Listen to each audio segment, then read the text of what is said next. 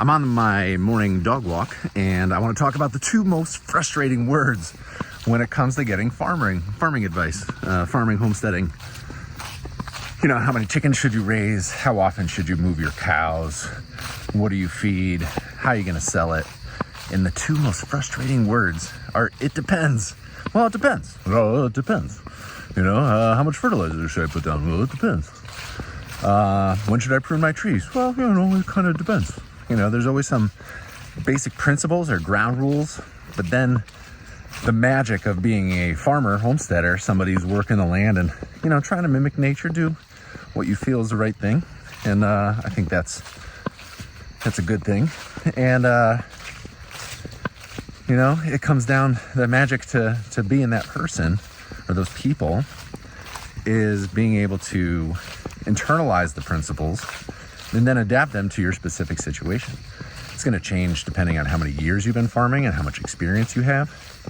It's going to change depending on if you have just gotten on a new piece of land, if you have been on the same piece of land for 10 years.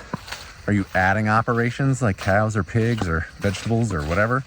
Are you subtracting operations? Have you treated your fields? Have you measured anything? You know, all of the principles are tough. There are a lot of things to learn when you get started farming, and it is tough to ingest it all and then be able to not only apply it, but balance it against each other. Because if you spend time on one thing, you're not spending time on another thing. If there's something you're saying yes to, there's something that you're saying no to. And so the real test is, you know, over 30 years, you only get one try a year at some things, you know, mowing and pruning at the right time, breeding livestock at the right time, whatever it is.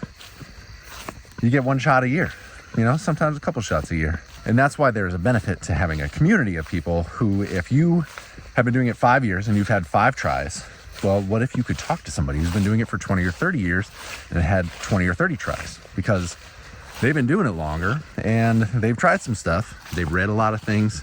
They've done the same thing that we all do. You know, in the summer and the season, you're pushing, you're running hard. You figure out, you know, where you're taking your licks and what your challenges are. And then you spend the winter researching, reading books and watching YouTube and seeing, you know, how do you do it better this year? You know, this year is going to be different. And every year I go to the American Pasture Poultry Producers Association conference, usually in the South somewhere. Changes year to year. This year it's going to be in Dallas, Texas.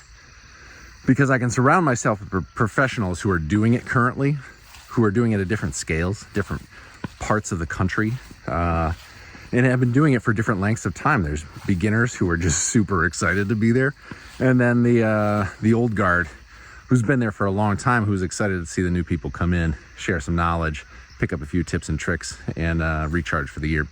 If you want more information on that conference, you can go to appa.org. All the conference information is there. It's worthwhile. I'll be going this year. Hope to see you there. Talk to you soon.